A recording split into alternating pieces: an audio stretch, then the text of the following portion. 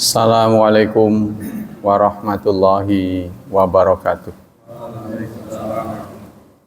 Innal hamdalillah nahmaduhu wa nasta'inuhu wa nastaghfiruh wa na'udzu billahi min syururi anfusina wa min sayyiati a'malina. May yahdihillahu fala mudhillalah wa may yudlil fala hadiyalah. Asyhadu an la ilaha illallah wa asyhadu anna Muhammadan abduhu wa rasuluh. La nabiyya ba'dah. Allahumma salli wa sallim ala nabiyyina Muhammad sallallahu alaihi wasallam wa ala alihi wa sahbihi wa man sara ala nahjihi ila yaumiddin. Amma ba'd. Ayo ikhwah, kita lanjutkan kajian akhlak. Kali ini tentang tanfir. Tanfir itu terdiri dari ta, nun, fa, ya, dan ra. Berasal dari kata nafar.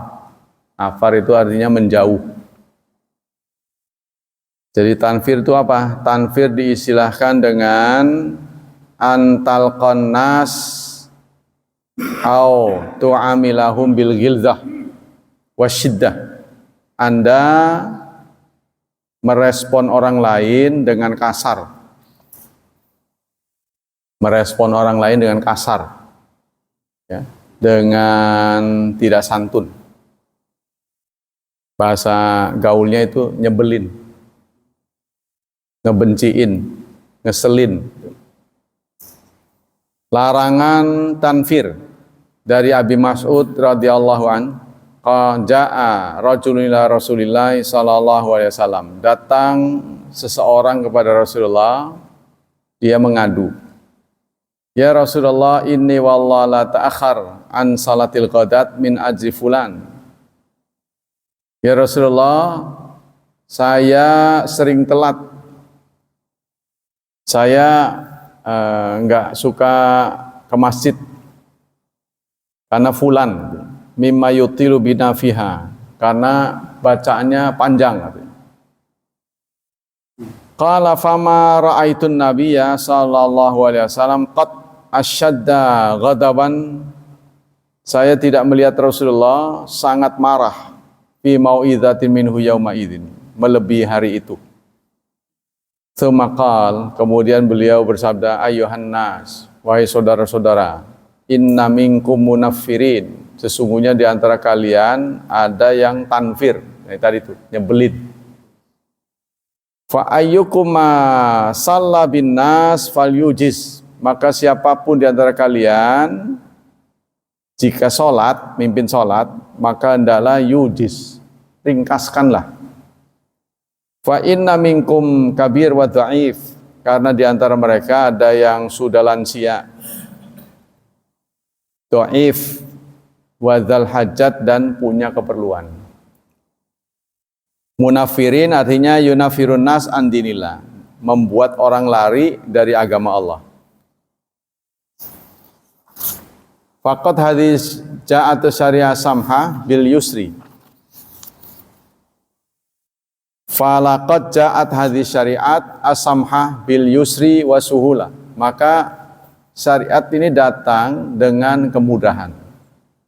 Wa nafyal anat wal haraj, dan menjauhkan sesuatu yang sempit. Ya, membuat orang enggak suka, ya itu dijauhkan. Walihadza fa inna salat alatiyya ajalut ta'at, maka salat itu merupakan ajalut ta'at, ketaatan yang paling tinggi, paling sibuk lah singkatnya. Kita paling sibuk dalam kegiatan ibadah kan salat. Ya, karena 5 kali kan, tidak ada kewajiban-kewajiban lain yang melebihi banyaknya salat. Amaran Nabi sallallahu alaihi wasallam at-takhfif fiha. Nabi menyuruh takhfif, meringkas.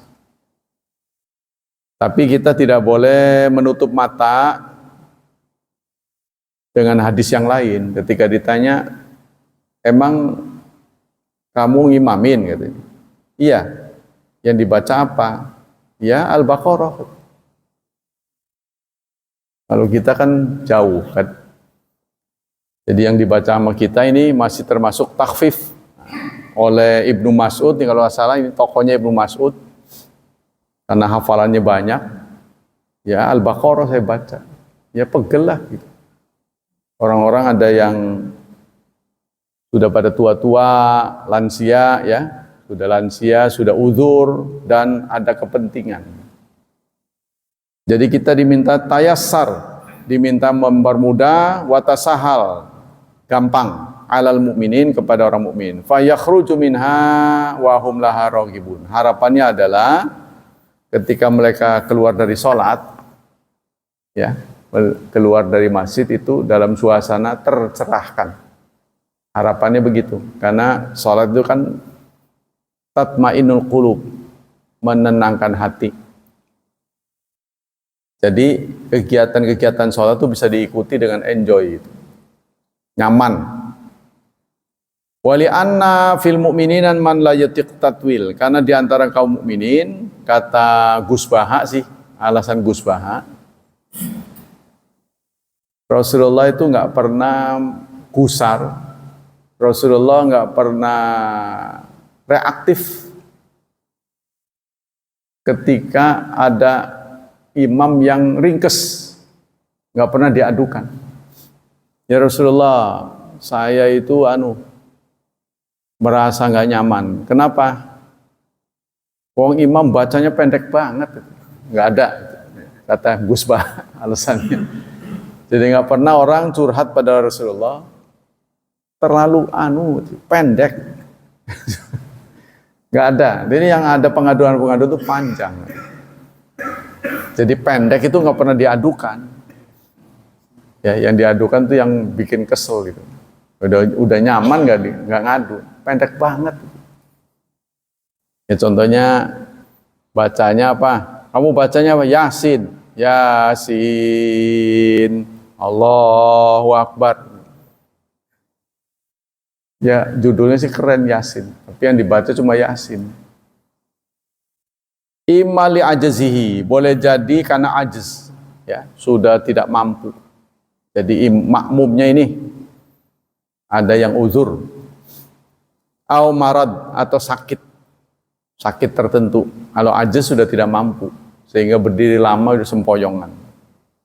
Au hajatin, atau memang makmumnya ada kepentingan, jadi nggak perlu lama-lama. Ya, jadi dia ada jadwal gitu ya. Jadwal sekian itu harus berangkat. Fa in kana al-musallimun faridan, kalau sholat sendiri mah falyutawil masya'a, silakan panjang sesuai dengan maunya. Kalau sendiri mah, karena sendiri kan ngukur buat diri. Ya, kita sendiri yang paling tahu tentang diri kita kan. Tapi meskipun diri sendiri, ada hadis juga yang mengatakan dirimu ada hak. Jangan mengeksplor diri, ya, memforsir sedemikian rupa sehingga sakit. Itu terhadap diri kita aja nggak boleh. Begitu ketatnya kita menerapkan ketentuan-ketentuan pada diri kita sendiri, ya, sehingga kita pongah-pangeh jadinya, nggak bisa bergerak. Nah ini juga dilarang. Ya, nanti ada yang dicontohkan oleh Abu Darda, ya. Istrinya mengeluh karena dilihat oleh Salman tampil tidak menggairahkan. Ya. Kenapa kok kesannya lemes gitu ya. Kurang bergairah. Ngapain saya harus tuh saudaramu Abu Darda. Gitu-gitu aja katanya. Nah maka Salman pun bermalam di rumah Abu Darda untuk lebih banyak tahu lah, untuk meneliti lebih banyak tahu apa yang menyebabkan istrinya mengeluh. Nah ternyata Abu Darda setelah sholat Isya dia nggak tidur, sholat lagi, sholat malam katanya, belum saatnya kata Salman. Tidur dulu, tidur. Tidur ya.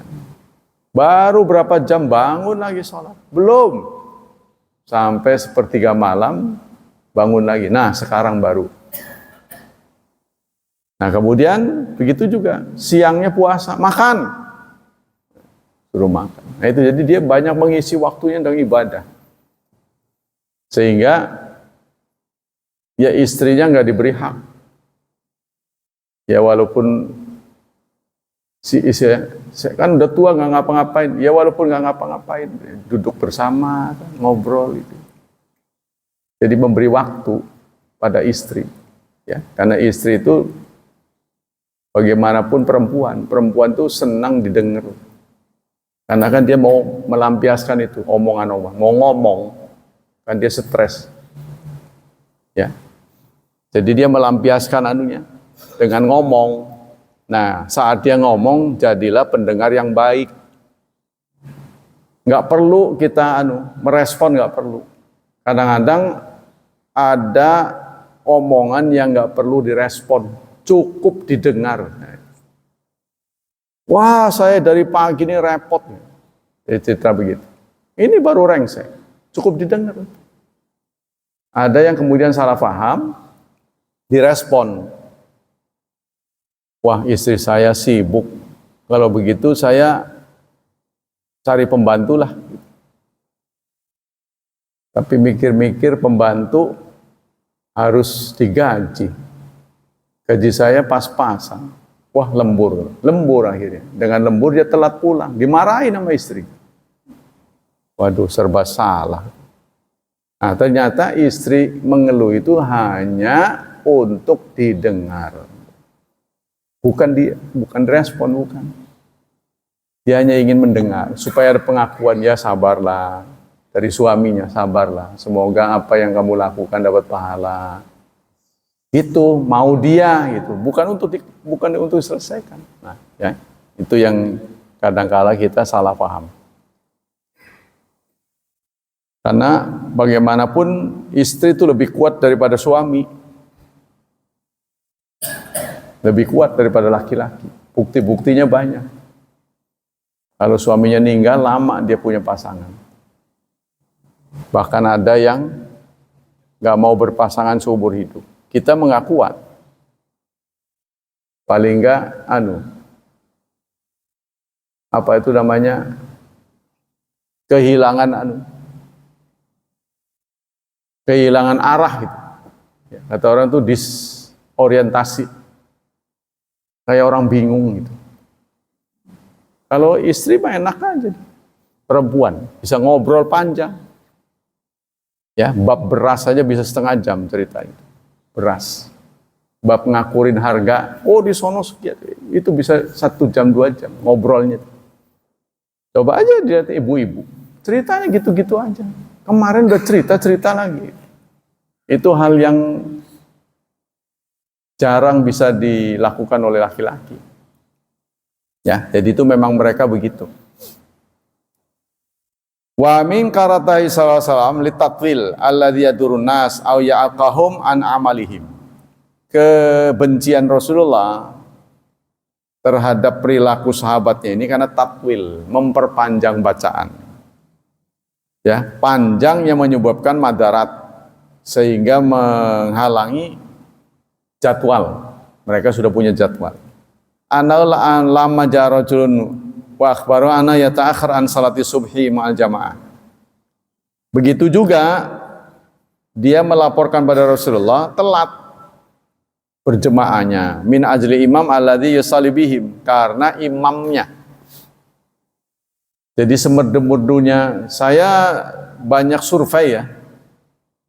Banyak survei, apalagi kalau salat tarawih walaupun sunahnya panjang, tapi tetap aja yang ikut sebel.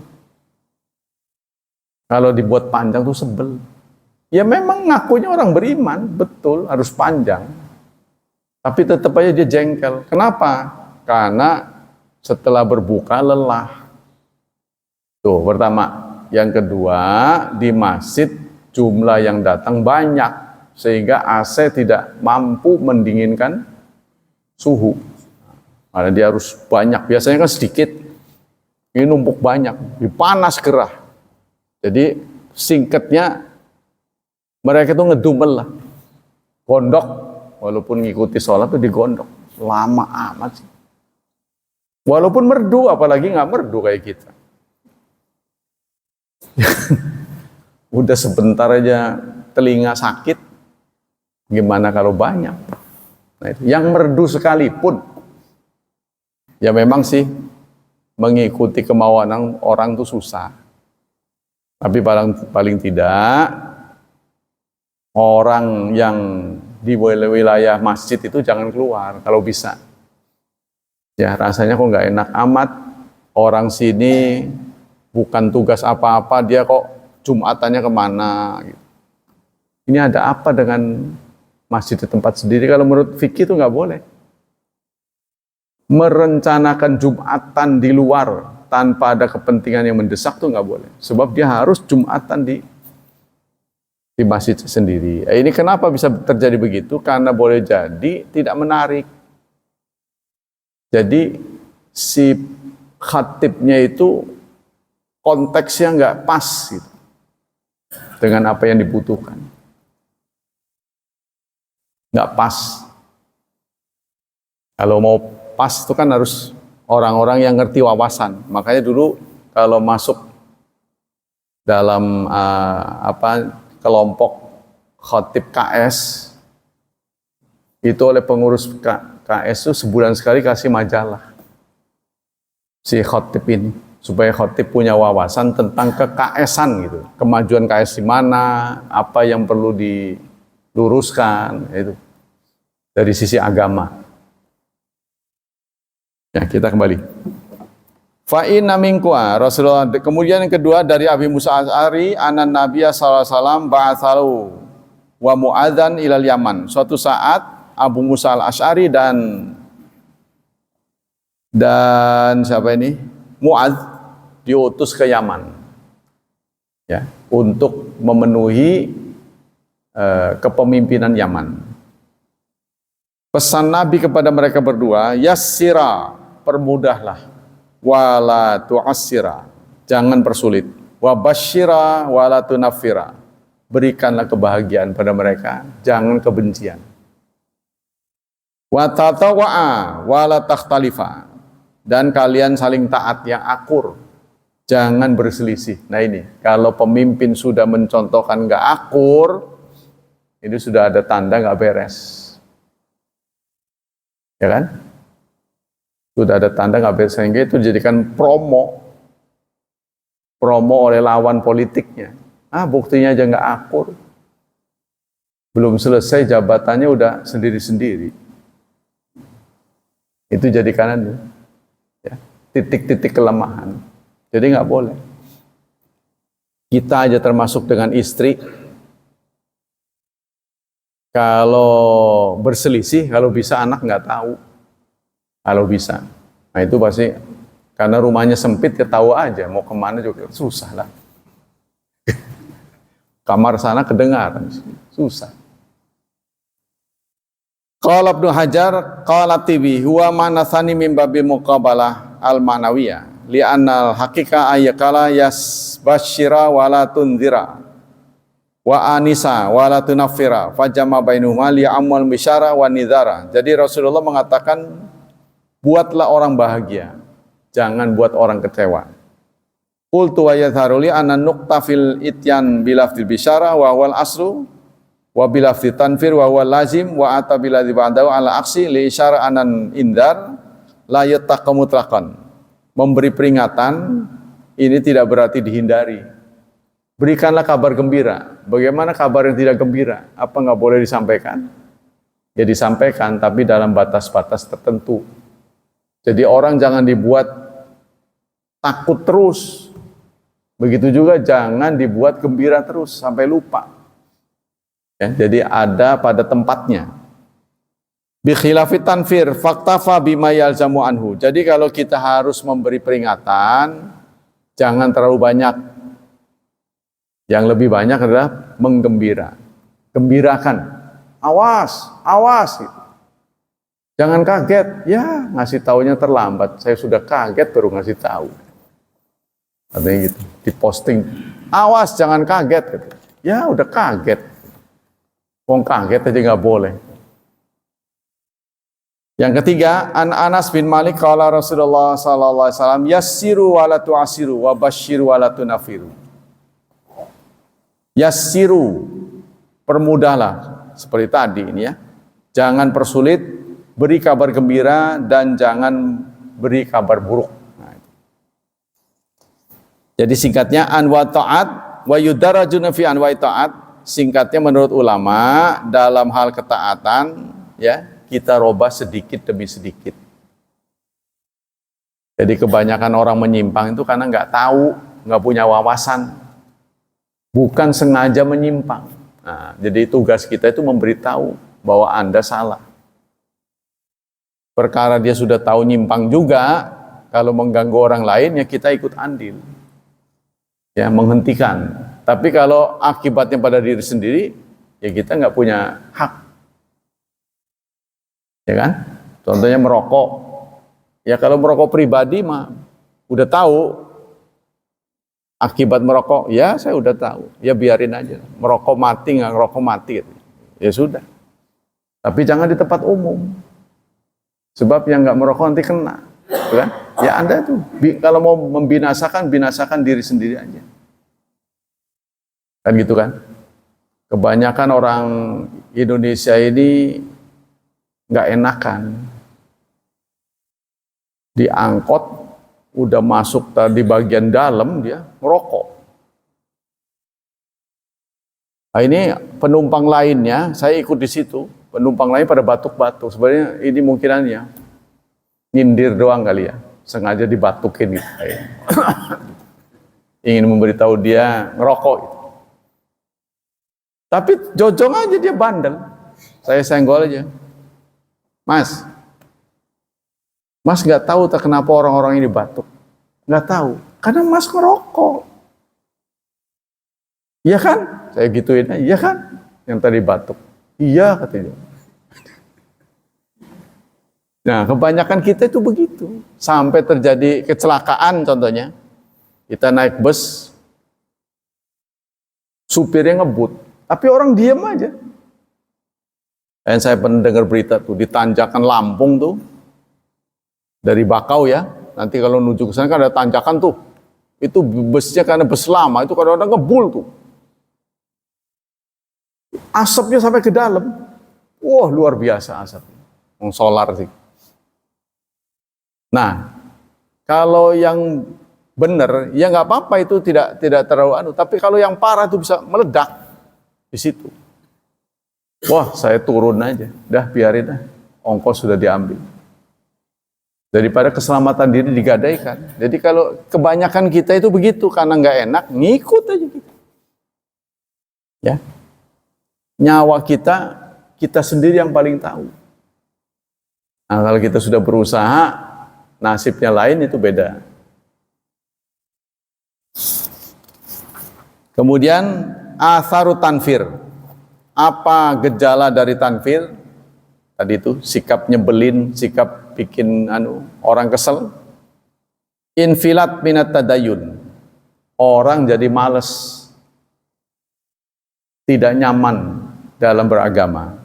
Balqat yasil hal ma'dafil iman ila tarkid dini bikuliyati. Sampai-sampai lebih parah lagi adalah meninggalkan semua kegiatan agama. Nah, ini kita harus bisa mengayomi. Ya contohnya itulah, dalam waktu kita harus tepat karena kita udah sepakat. Begitu juga kalau dia sudah kita baru qomat. Itu sudah kesepakatan. Kalau masih ada orang sholat juga salah dia sendiri. Tapi kita disalahin kalau belum waktunya sudah qomat. Meskipun kita nggak sholat. Ya buat apa kita buru-buru nunggunya itu sholat. Sudah dianggap sholat. Nunggu sholat itu sholat. Ya kecuali kita kalau kita buru-buru ya jangan qomat. Orang lainnya suruh qomat. Kita aja pulang, nggak sholat. Ya kan? Kenapa kita harus paksakan orang lain supaya seperti kita? Jangan. Apa begitu? Begitu kan? Kayaknya diam-diam aja nih. Harus begitu kesepakatan. Maka kesepakatannya sekali lagi ini yang disepakati. Kalau dia masih sholat juga, padahal itu berarti dia melanggar, karena ini kesepakatan. Ya sama dengan lampu merah lah. Udah merah masih diterabas, gitu kan? Atau sebenarnya masih hijau, tapi udah nggak boleh kan? Orang juga kesel. Coba Anda, hijau dihentikan polisi, maaf. Sana dulu, wah bagian saya nggak boleh jalan. Kan kesel. Itu ya, dalam bermasyarakat harus toleransi itu begitu. Mau buru-buru tuh mau kemana gitu loh. Itu kan waktu mustajab, betul itu, waktu mustajab. Jadi walaupun Anda nggak sholat, itu hak Anda, sholat sunnah kan itu. Ya hak Anda. Tapi orang lain kan mungkin berdoa, mungkin istighfar, mungkin dia ngebatin kan, nggak terbaca sama orang lain. Ya Allah, moga-moga Allah menaikkan keimanan saya dan sebagainya. Kita nggak pernah tahu, kita nggak bisa membaca isi hati orang. Nah itu singkatnya masjid ini kepentingan bersama, demi kepentingan bersama. Jadi dibuat nyaman lah sih. Kalau masjid Sevilla dari sholat subuh itu ada setengah jam. Baru qomat. Setengah jam baru qomat. Ya mereka baru begitu. Orang-orang mungkin nggak sholat malam ya. Ya terserah karena sholat malam itu kan sunnah. Dia adzan itu baru bangun. Ada yang gosok gigi dulu. Nyampe ke situ udah selesai kan. Biasanya setengah jam itu. Nah di sini ya sudah cukup lah. Segitu. Pas. Nah kalau saudara tinggalnya dekat masjid, tetangga, seperti yang dikeluhkan oleh Pak Jani, wah kalau begitu saya ganjarannya kurang. Ya udah muter aja, muter sana.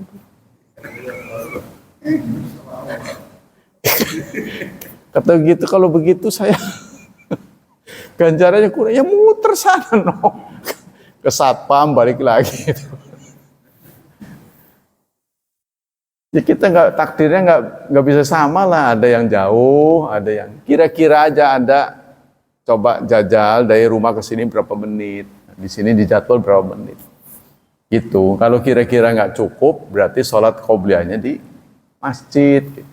Tapi kalau kira-kira cukup, bagusnya di rumah sholat qobliyah. Bagusnya. Kalau milih bagus ya, sunnah-sunnah itu bagusnya di rumah. Tapi kan kita nggak pernah tahu yang nyaman lah. Karena kalau kita pulang sholat sunnahnya di rumah kan harus nahan angin kan, supaya nggak keluar kan. Nah, kitanya kan udah uzur, nanti udah keburu, butuh lagi. Males, makanya di masjid. Kita nggak pernah tahu. Bentuk benar itu tadi, pertama itu ya. Jadi membuat orang lain jadi malas. Jadi harus ada kebersamaan. Yang kedua, hijranu amah lima majalis dzikri wa khair. Akan banyak yang pindah. Akan banyak yang pindah. Bahwa setiap orang, enggak semua orang suka, itu saya setuju. Tapi jangan memprovokasi orang. Jangan memprovokasi orang. Jadi biarkanlah pilihan orang masing-masing. Jangan diprovokasi. Jangan ke situ, jangan ke situ. Kalau mau ngikut ke sini gitu. Nah ini. Kalau nggak dipaksa dengan kekuasaan pada nggak mau. Kalau nggak ada kekuasaan, yang punya kuasa diam aja. Seperti di BBS. Giliran saya aja nggak ada. Giliran yang itu ada banyak. Maka penguasa turun DKM. Awas kalau baru dia ramai lagi. Harus begitu. Jadi kenapa sih kita like or dislike? kepada orang lain. Yang penting itu orang itu sesat apa enggak, sesuai apa tidak. Periksa ini, saya sekali lagi periksa. Saudara kalau perlu beli bukunya, supaya tahu. Jangan belum baca sudah menuduh, menjudge. Periksa bukunya. Saya belajar bisa begini puluhan tahun, saudara. Saya belajar dari Ibtidaiyah, Sanawiyah, Aliyah. Jurus sesuai dengan on the track. Kalau orang lain kan SMA. Jadi office boy. Tahu-tahu jadi ustadz. Contohnya begitu. Saya enggak, dari Ibtidaiyah, Sanawiyah, Aliyah. Perguruan tinggi. On the track. Guru-gurunya kalau mau disebut banyak. Cuma kan enggak mutasil. Baru punya guru semet aja ngomong-ngomong. Gitu. Guru saya banyak, orang tahu sendiri namanya NU kan gurunya banyak. Tapi nggak pernah yang besar-besar aja. Ki Muhaimin hafil Quran. Berpuluh-puluh tahun di Mekah. Saudara mau sanad apa? Tarekat aja saya punya sanadnya. Guru saya itu sampai ke Caringin tuh. Kiai Caringin. Kiai Asnawi Caringin. Kadang-kadang kalau disebut ada gunanya. Orang lain nggak boleh masuk, saya boleh masuk. Kan orang lain kalau ziarah ke sana kan di luar, nggak boleh masuk. Wah, apa-apaan nih, saya muridnya ini. Dari mana Bapak murid? Gitu. Saya kasih tahu silsilahnya. Wah, iya bener, suruh masuk saya. Saya pengen tahu doang sebenarnya di dalam apa. Kan di sana itu sudah banyak penyimpangan karena air wudhu aja dijual belikan di Masjid Caringin. Air wudhu dijual belikan dengan alasan mampet air, sehingga orang beli air kan, padahal sengaja itu air yang mestinya mengalir. Gak boleh begitu, tapi di sana jual belikan. Akhirnya orang beli segalon 2 galon. Ada juga itu orang beli aja sana, padahal dia air dari sini yang harus mengalir. Nah ini harusnya Pemda Caringin itu bertindak. Kalau diam aja ini berbahaya. Mungkin karena menghasilkan ya. Yang ketiga, kunutun nas min rahmatillah. Keputusasaan orang dari rahmat Allah. Wa ba'suhum min awalil maghfirati.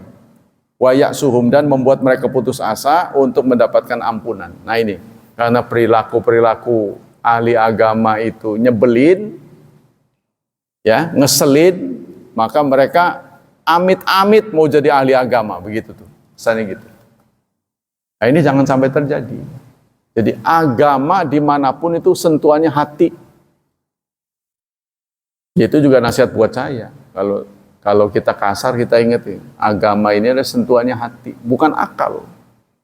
Kita menyentuh perasaan orang, menyadarkan mereka. Ya, jadi walaupun ya soal penangkapan kurang, apa yang kita nggak bisa tolak, kita nggak bisa menghindarinya. Tapi yang ada pilihan itu, contohnya bodoh. Kenapa bodoh ini? Bodoh itu karena dari kecilnya dia punya penyakit bawaan contohnya. Jadi rada kurang. Tapi yang kita persoalkan rajin belajar apa enggak? Kalau dia rajin masih bodoh juga, ya itu sudah nasib. Tapi kebanyakan orang bodoh itu karena malas. Malas belajar. Jadi ada satu pepatah, semalas-malasnya, sebodoh-bodohnya orang, kalau rajin belajar dia akan pintar. Sebaliknya, ya, sepinter-pinternya orang kalau malas belajar jadi bodoh. Kan begitu. Kata mantu saya dan istri saya, pinter istri saya. Cuma bedanya, saya rajin baca buku, nah, maka pinter. Jadi sesuatu yang kita terima nggak bisa milih, ya kita nggak bisa nolak. Terlahir pinter. Tapi kita ada pilihan rajin atau malas. Sergep apa nggak sergep. Sinau katanya. Ya, Maka supaya kita rajin belajar, apa yang menarik kita? Saya menyiasati supaya rajin belajar, buku-bukunya beda-beda. Jadi baca buku kalau satu dalam waktu yang panjang, sejam, jenuh. Maka setengah jam baca ini menarik. Tutuplah. Nah, baca ini. Terus aja. Tuh. Jadi menarik. Caranya begitu. Yang keempat, yalhaqul mutanafir wizra. Kulaman hamalahu tanfir wal tahawul minal haq ilal batil. Orang yang suka nyebelin, suka ngeselin, ini terlibat oleh Allah, dilibatkan dosanya dengan orang yang gara-gara perbuatan dia jadi ikut kesel. Ya, maksudnya gini, karena dia kasar, orang ini akhirnya jarang ke masjid. Yang tadinya rajin. Nah, dia ikut terlibat. Ya, terlibat dalam tadi itu menyebabkan orang jadi nggak mau ke masjid. Jadi kalau kita ikut andil. Nah. Yang kelima, al-mail ila ashabil madzabil batilah, cenderung kepada madhab yang pendapat yang batil. Jadi pendapat yang benar, Islam ini merespon semua orang, merangkul, bukan memukul. Di masjid masjid BS itu ada tulisannya, semua orang boleh ngajar di sini asal sesuai dengan pedoman yang sah, yaitu sumbernya Al-Quran dan hadis sahih. Itu saya senang tuh ada ungkapan begitu. Tapi kalau Masjid Agung nggak begitu, walaupun nggak ada pengumumannya, NU semuanya. Semua orang boleh, karena dia buat umum. Ya, itu keinginan saya yang tidak tersampaikan. Sampai kekuasaan hampir berakhir, nggak dijalankan. Pesan saya kepada sekarang yang berkuasa ini, sebelum dia berkuasa, saya punya pesan satu, tolong semua orang boleh mengakses Masjid Agung. Karena Masjid Agung juga saya sebagai warga Cilegon wajib memberitahu orang-orang yang nggak tahu.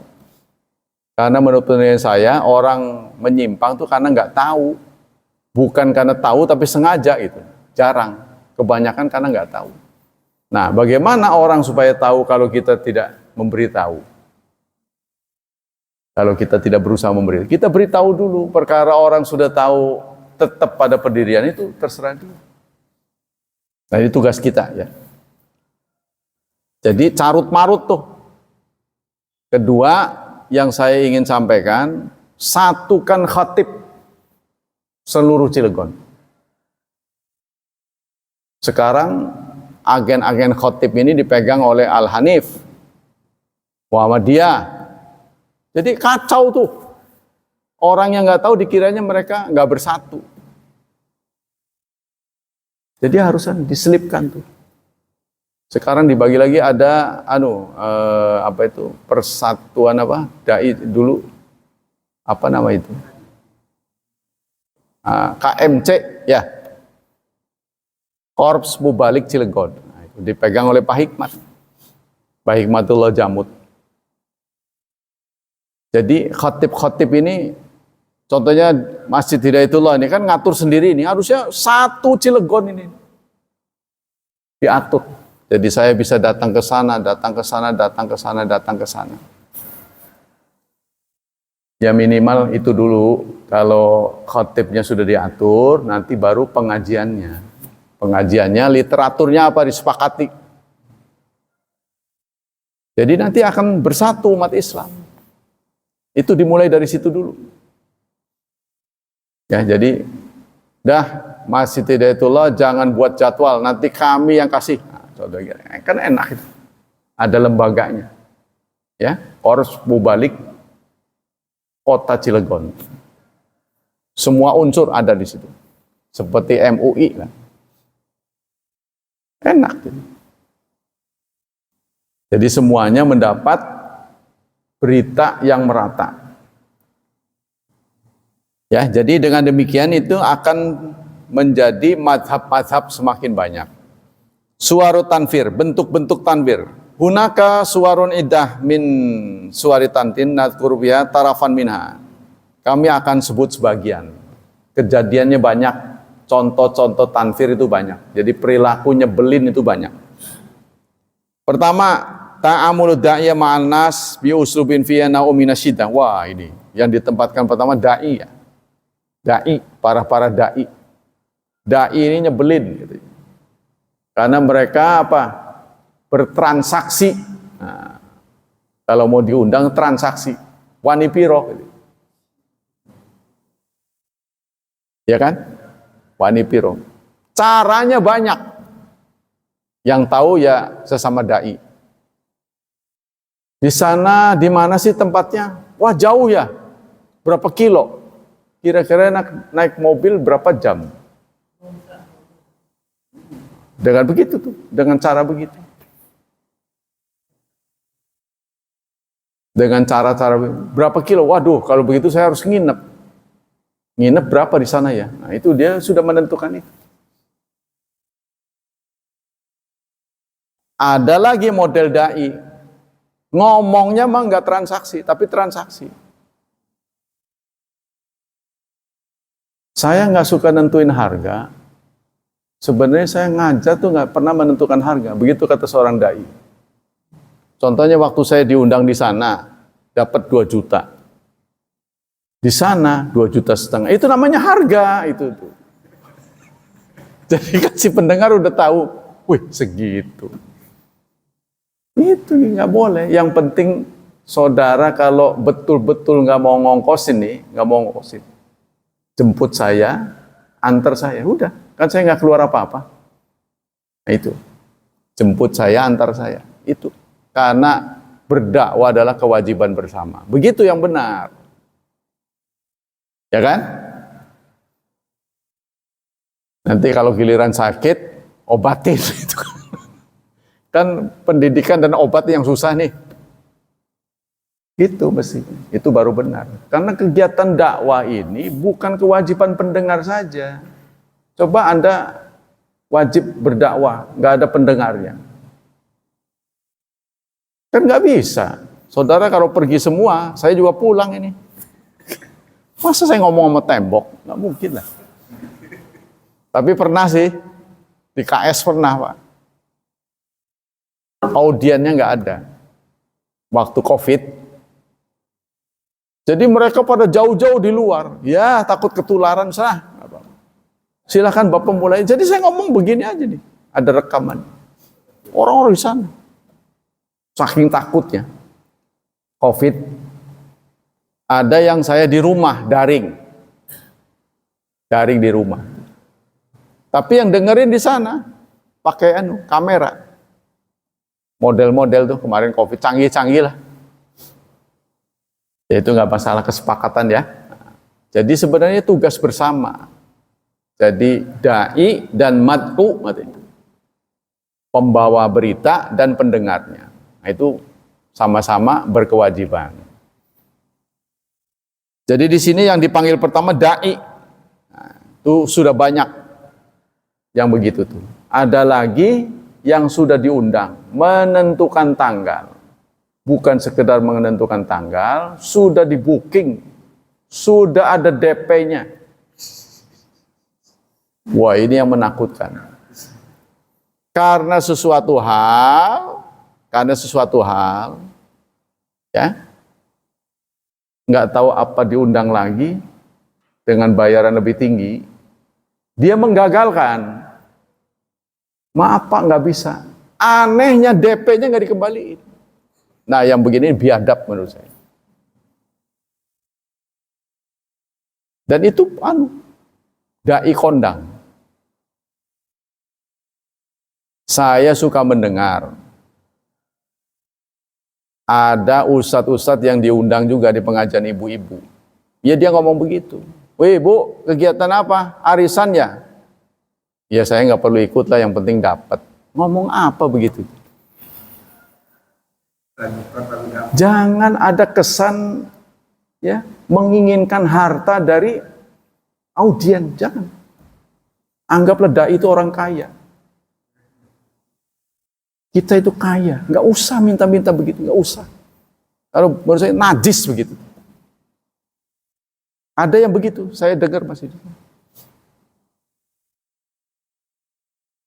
Ya kalau mau ngundang saya minimal 500 Bu. Ini juga sudah pertimbangan nih, artinya udah murah ini. Emang jual beli apa gitu? Nah itu kalau sudah menjumpai begitu, jangan diundang lagi. Makanya pernah kecamatan ngundang saya. Lalu dia ngomong, maaf Pak Ustadz, isi amplopnya nggak banyak. Saya nggak pernah mikirin isi. Kalau perlu amplopnya nggak ada, isinya ada. Nggak usah pakai amplop. Ibu kalau mau ngundang saya, asal disiplin, saya akan datang. Nggak bentrokan ya, nggak bentrokan. Saya senang diundang. Tapi itu, Ibu jangan sakit hati kalau saya ngomongnya jeplak gitu. Kalau saya ngeritik, saya ngeritik. Saya nggak tanggung, saya nggak akan sembunyikan kebenaran. Nah itu, siap denger aja begitu tuh. Siap denger. Contohnya yang saya lagi ngajar begini, bagi-bagi makanan, saya nggak suka. Kerasak. Jadi, mata orang itu ke makanan gitu loh. Saya ngomong, dia itu yang buat itu banyak kan. Ini belum. Ya Allah, ngurus gitu kayak TK. Itu saya nggak seneng cara begitu. Udah minum aja. Nah itu ya. Jadi yang pertama dituju di sini adalah dai, karena dai itu adalah pusat kebenaran. Jadi susahnya begitu saudara. Jadi dai itu. Giliran dia nggak padu harga, ya malah ada yang nggak ngerti.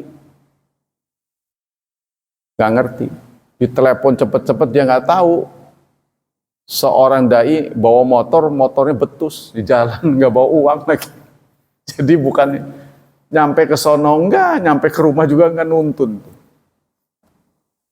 Nah itu bagus jemput pastikan. Kalau jemput kan ketahuan dia penderitaannya, itu kan baru tahu. Nah saya juga pernah di kampung tertentu, temen saya ngasih tahu, Pak kalau ke sana bawa madu sama bawa ini korma, bawa madu sama bawa korma. Kenapa ya? Ya udah bawa aja. Saya nurut. Datang jam 7, dikasih makan jam 2. Iya bener ini orang sini. Air minum nggak keluar kayak puasa. Tapi kalau saya sering-sering begitu, saya akan nyindir. Apalagi di yang hadir orang-orang tua. Gitu pura-pura. Waduh lah ke banyu sampai begitu. Yang kedua, al-akhdhu bil azimah wal hamlu ala akhdhi biha.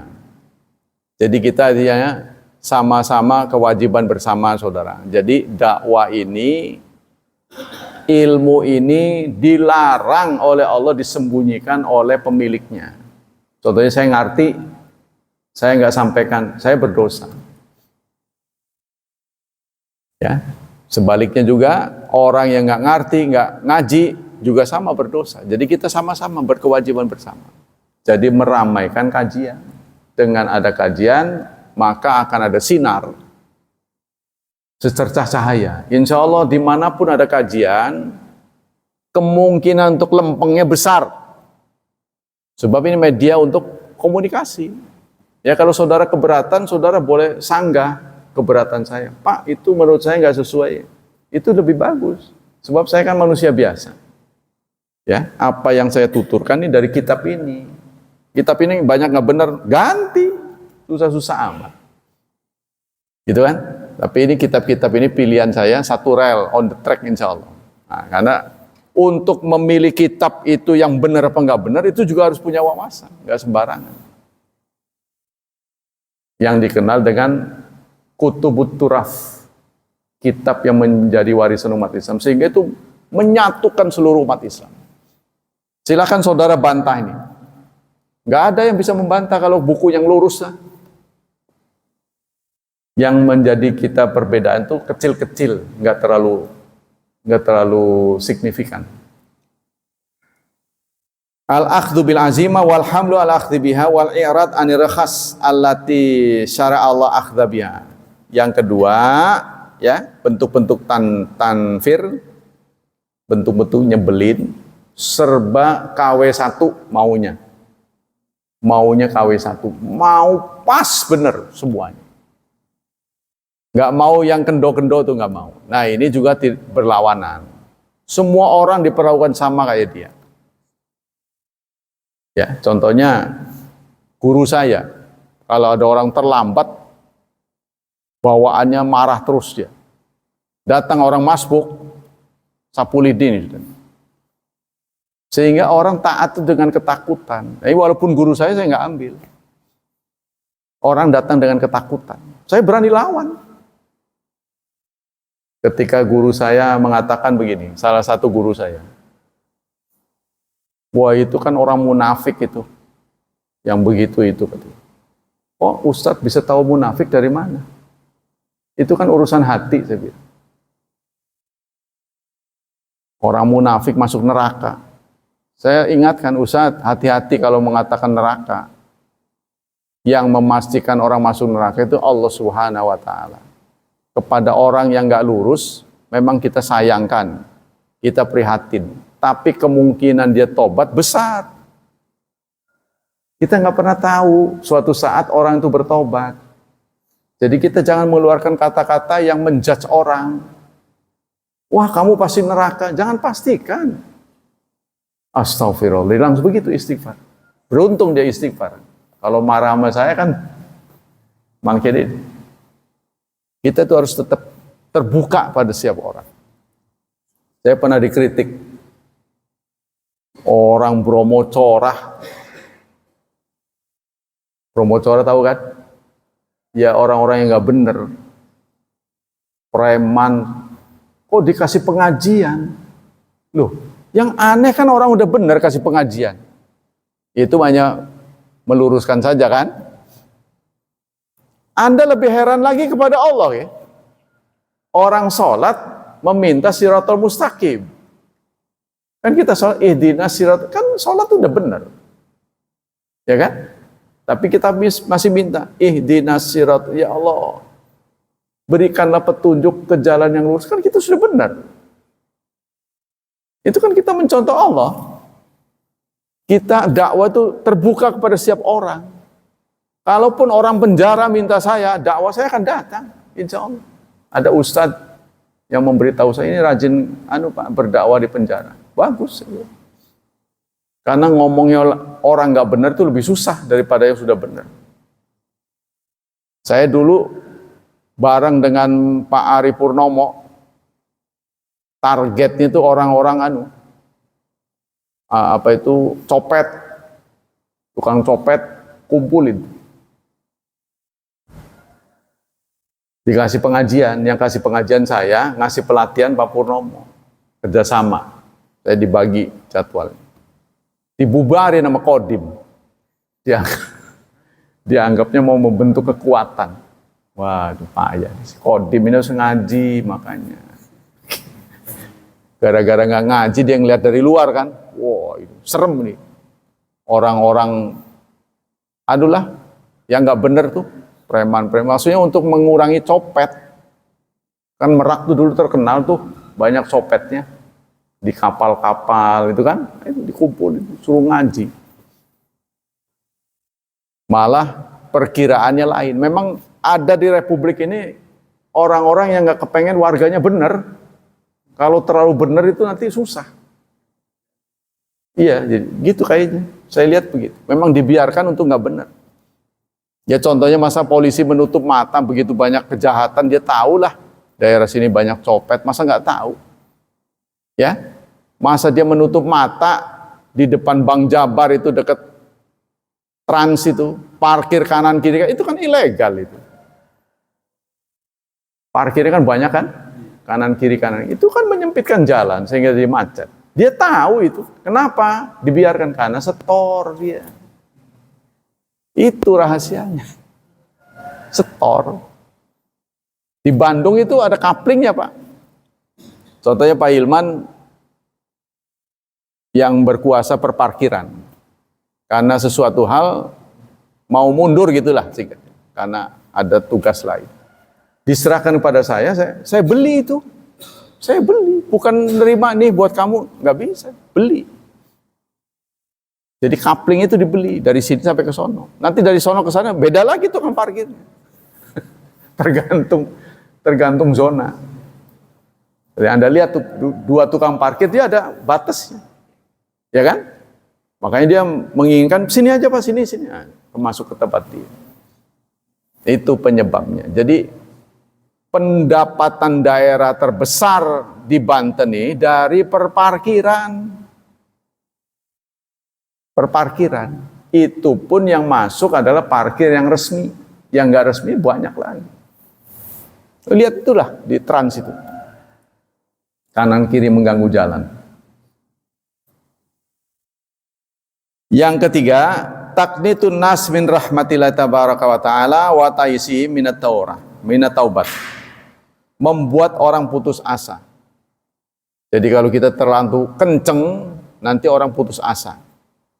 Ya. Dalam mendekati agama. Wastira'il munibin wa nubdihim. Serta membuat orang-orang yang berdosa itu merasa selalu hina. Saya nggak pantas ke masjid. Karena mereka adalah orang-orang suci. Nah, kesannya begitu nanti. Ya justru itulah kita harus datang. Warubama wasalahal tidak alaihim bisyatbi wal adya badannya. Bahkan kadang-kadang karena timbulnya sedemikian parah, ya penyesalan yang terlalu parah, maka mereka dendam akhirnya. Penjahat-penjahat ini dendam pada orang baik. Tuh, maka itulah sebabnya ada imam ditusuk gitu. Nah, dia dendam gitu. Wah, ini orang baik ngoceh aja. Gak pernah perhatian pada saya. Nah, gitu. Ya itu antara lain perbuatan tanfir. Kali kita eksklusif. Ya, tidak bermasyarakat, eksklusif. Itu penyebabnya orang enak gitu. Wa kullu hadza min suwari tanfir alatinaha anha Mustafa sallallahu alaihi wasallam. Semua ini adalah bentuk tanfir. Bentuk sikap membuat orang lari. Apa tuh tanfir dalam bahasa Indonesia yang bagus? Tanfir membuat orang lari. Ya. Jadi sikap nyebelin nah, bahasa Betawinya. Fa Ibnu Umar bin Khattab anna rajulan ala ahdi Nabi sallallahu alaihi wasallam kana ismu Abdullah wa kana yalaqabu hamaran. Yalaqabu himaran wa kana yudhiku Rasulullah sallallahu alaihi wasallam wa kana Nabi qad jaladau fi syarab. Fa autiya bi yauman fa amara bi fayujladu. Fa qala rajul min qaum Allahumma anhu ma aktsara ma yu'tabi. Satu saat ada orang yang nyebelin di zaman Rasulullah. Berkali-kali dihukum oleh Rasulullah karena minum khamr. Kalau Rasulullah ceramah dia ketawa ketiwi nggak jelas itu. Ya, ketawa yang diketawain apa nggak tahu, ketawa ketiwi. Sehingga ada orang yang kesel melihat perilaku orang itu, kesel. Kata orang ini, kata sahabat ini, semoga Allah melaknatnya. Ngerti ya maksudnya ceritanya dia? Jadi ada seorang sahabat yang jendel lah bahasanya. Berapa kali dihukum oleh Rasulullah karena minum khamr. Tapi nggak kapok-kapok, tetap datang di pengajian. Setiap Rasulullah ceramah dia ketawa, nggak jelas gitu. Mungkin rada nggak. Saking begitunya itu terus-terusan, maka temen yang benar ini mengatakan orang itu, semoga Allah melaknat dia. Apa yang terjadi? Ma'aksara ma yu'tabi. Faqala Nabi la tal'anu. Rasulullah melarang, jangan doakan dia melaknat. Ya, jadi Rasulullah marah sama yang mengatakan itu. Nah, orang itu nyebelin, walaupun nyebelin dia datang terus. Ya datang untuk nyebelin gitu. Datang untuk ngeselin. Ma'alim tu ila ana yuhibbu Allah Rasul. Karena dia mencintai Allah dan Rasul. Jadi dia datang bukan mendengarkan kata-kata Rasul, tapi senang sama Rasulnya. Ngerti nggak?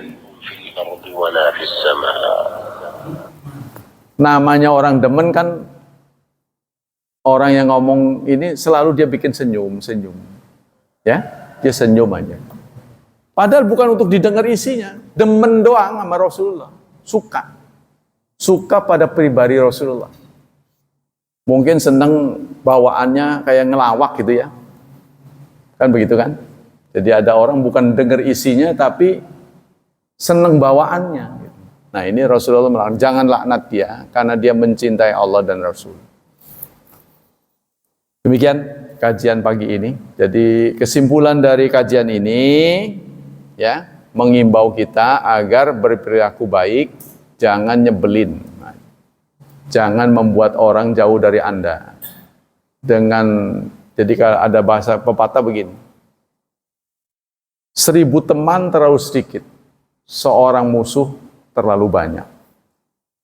Jadi kalau kita bisa hidup, jangan ada musuh. Sebab tanpa musuh pun udah susah gitu. Ya kan? Tanpa musuh pun udah susah hidupnya. Jadi jangan perbanyak dengan permusuhan. Pemusuhan itu pada akhirnya tidak membuahkan arti apapun. Nah, kita perbanyak koneksi silaturahmi. Nah, sehingga dengan itu semua orang menjadi saksi bahwa kita orang baik. Demikianlah, semoga Allah memberikan pahala yang berlipat ganda untuk kita. Semoga Allah tetap menjaga dan melindungi kita dari wabah dan fitnah, dari syubhat dan syahwat. Dan semoga hidup anak-anak kita dimudahkan, diberkahi, serta ditakdirkan menjadi hambanya yang saleh dan salihat. Subhanakallah wa bihamdika asyhadu an la ilaha illa anta astaghfiruka wa atubu ilaik. Wassalamualaikum warahmatullahi wabarakatuh.